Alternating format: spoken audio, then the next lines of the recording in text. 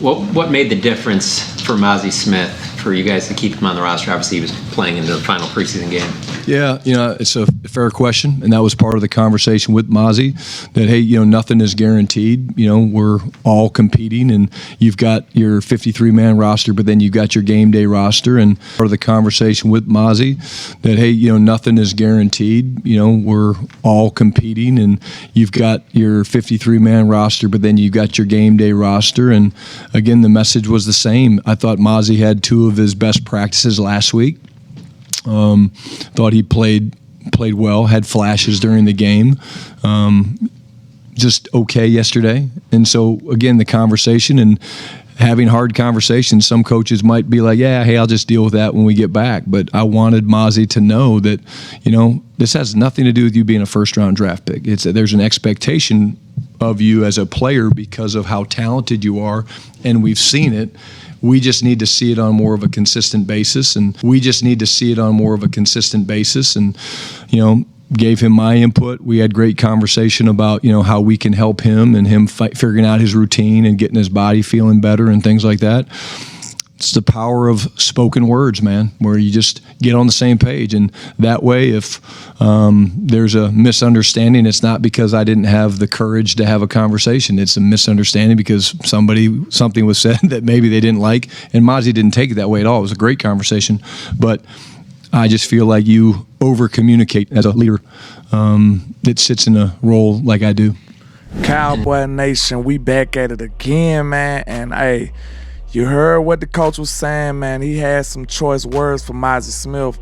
And, yeah, man, it just seemed like everybody is just trying to beat it in his head. Like, listen, Mazi, this ain't a game. This is real. This is your livelihood. This is your job. This is everything at stake. And like I said, it seems like when it comes to Mazi Smith, it might be a little maturity issues or something, or focus issues, because it seems like the same people keep saying the same things over and over and over, and you typically don't hear Schotty or nobody really just being openly critical of players like that and to their face and being direct like that, because you just don't hear that much. And with Mazi being such a big time high pick, first round pick coming out of Michigan, Schotty let them know, like, hey, we don't care about you being a first round pick. Now it's to the point where we trying to develop you into a real NFL football player and a pro. So you going on your fourth year, and now you was drafted in 2023. You played the whole 17 games, and you still only had 13 tackles combined, and you had 1 sack. But then you go on in 2024, and you played in all 17 games. You started in all 17 games, 41 combined tackles with 1 sack, and 22 of those were solo tackles. So you show some progression. You know what I'm saying? I don't just judge players off of stats alone. I have to look at the film too. So we seen Mazi doing some better things, and hanging in there, fighting double teams and stuff like that, and showing progression that he actually wanted to get better in the next year. But the only thing about it is, like, your time is ticking. It's a ticking time bomb. Like, when it comes to most defensive tackles, I like to think that it takes them 3 to 4 years anyway. So this is the put up or shut up year for me when it comes to Mazi, and it sounds like the rest of the team feeling the same way.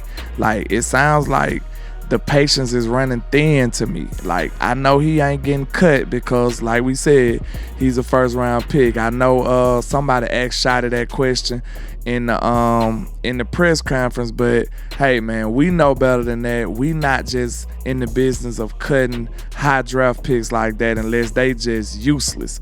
Like, you know what I'm saying? Unless we have no type of need for them and they just can't perform, they just unable to. So yeah, when it comes to that, man, he said something that really just stood out to me. Schotty said, hey, man, nothing is guaranteed. There's a game day roster, and we have a regular 53-man roster. Like, Schotty is telling him, like, even though you made the team, you did not make the starting role. You're not guaranteed a starting role. Like, when I hear the coach talking like that, it just seems like they trying their best to get through to Mazi. Like, I could be wrong, but I'm trying to connect the tea leaves and use some context clues from what I've been hearing.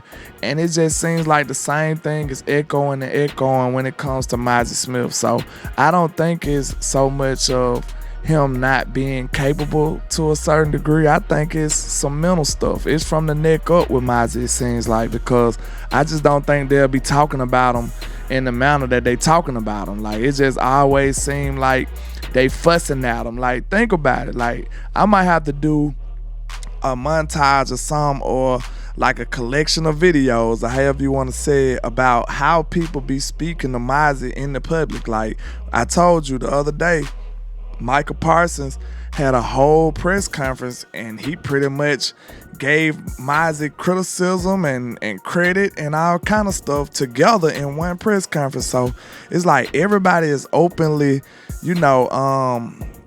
expressing their frustrations with Mazi Smith. And maybe it's tough love. Maybe they just see something that they know that the team needs and they know he got it in them and they trying their best to pull it out of him. I really feel like that Mazi is one of those players who probably need a kick in the ass. Like, it's just certain players. If you played this game, some people just won't do anything unless they, unless they ticked off, or unless you can motivate them, or you just gotta light that spark some kind of way. And some people, some people need that motivation. Like, you got leaders in the building for a reason to keep pushing them and pushing them. So, even though it's not like a bash Mazi session, it could just be, his brothers trying to lace him up and trying to get him together, because they understand that he is fighting for his life and his family and the betterment of his team.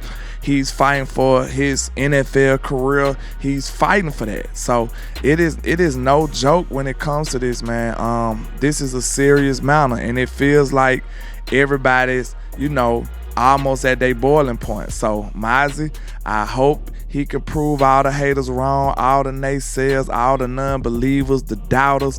I hope you come out here and have a career year and put some pressure on the Jones to sign you again. I hope you just go out and show out, because that's exactly what we need. Like, we done let you brew for 2-3 years. Well, 3 years now. It'll be 2026 before this season ends. So it's almost 3 years since you've been on this team, and yeah, it's about that time, and we actually need you. So I can see it's a disadvantage to Mazi, because it wasn't his fault that we drafted him to be the savior.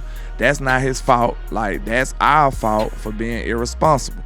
But it is the cards that he dealt. It's kind of unfair, but hey, that's the nature of the business. Like, we actually did draft you, not me, but the Dallas Cowboys actually drafted you because they needed the services of a dominant defensive tackle, and they felt like you would meet that type of prototype one day.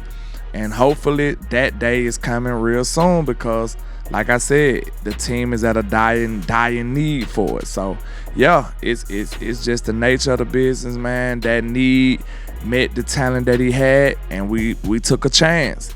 And it's not been paying off great dividends yet, but hey, who knows? This could be the season that Mazi just go crazy and just show up, man, and show out. Like, but a lot of people don't understand. You always gonna pretty much, overlook or underrate what Mazi do and what he don't do, because he's not a flashy player. He's a defensive tackle. He's a one tech. His job is to be a movable force and be disruptive and, take on double teams and clear out for his linebackers and stuff like that. So don't let the tackle and the centers and stuff get to the second level. Like, that's his main job and main objective for real. So, that's not flashy. That's not gonna make the highlight reel. So he could be doing his job and still get underrated or, unfairly criticized and stuff like that. So just watch out for that, man. If you see Mazi in there battling and, staying upright, not getting moved all over the field, that means he's doing his job. So, get a young man a fair shot at actually, winning us over. And it seems like he like a punching bag for Cowboy Nation, and I hate it, but if he got a chance to correct that and right his wrongs at the same time. And prayers up for the young man, man. I don't want to see him, let his NFL career squander away like that. And I feel like he is talented, so that's why they talking to him like that. They feel like they just want him to be focused and really just go hard and just be consistent and go after it, man. Just let's do it. We need it. And yeah, Mazi, it's about that time. It is no time to play no more. That's out the window. But hey, man, make sure y'all hit the like and share for the squad. It will not charge your card. YouTube got something new called the hype button, man. If y'all see that button on this video, please press the hype button. Your boy trying to break his way back into the algorithm, man. And let me know if y'all appreciate the extra efforts. I'm trying to kick these videos out to y'all. Be consistent again. Hey, I'm trying to do what I can do. I'm on a mission. I'm trying to get it, man. I'm on the road to 10K. And hey, man, I'm trying to get there, and I'm tired of playing around. It's go time. New season on the way. Cowboys play September 4th, and hey, it's going down, man. So hey, make sure y'all hit that like and share for the squad. It will not charge a card. Landlord from Alabama. Like I say, 1K, one love, Cowboys Nation. Let's go.